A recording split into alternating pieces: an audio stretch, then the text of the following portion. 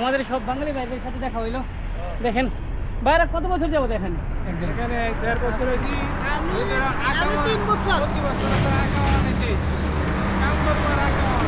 দেখেন ভাইরা যারা আমি 3 বছর আসছি, আমার 1.5 বছর কোনো কাজ নাই, খুব কষ্টে আছি, দিন যাপন করতেছি, কাজ কোথাও মিলে না, এদিকে যাই সেই দিকে যাই, মানে কি বলবো, আর কোনো কাজও নাই, পরিস্থিতি খুবই খারাপ।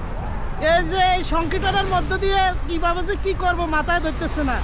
মনে করেন আমাদের আকামা বছর শেষ হলে আকামা মনে করেন 8,000 রিয়েল 7,000 রিয়েল এরকম আসবে আকামা। এখন কি কাজ যদি না থাকে তাহলে তো আমাদের পক্ষে আকামা করা খুব মুশকিল হয়ে যাচ্ছে, যার কারণে আমরা একটু খুব সংকটের মধ্যে আছি। যদি আমাদের কাজটা ভালো হইতো, কোথাও কোনো কাজের একটা সাইড হইতো, তাহলে আমাদের আর কোনো টেনশন থাকতো না।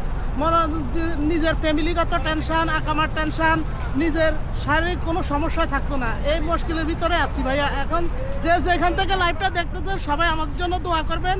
আল্লাহ পাক যেন সবার একটা ভালো কর্মসংস্থান ব্যবস্থা করে দেয়। ভাই লাখ লাখ টাকা খরচ করে বাংলাদেশ থেকে মনে করেন যে সৌদি আরব আসছি, এখন যদি মনে করেন যে এই টাকা যদি না উঠাইতে পারি তাহলে তো এই জীবনটা পুরা মারা, পুরা বৃথা।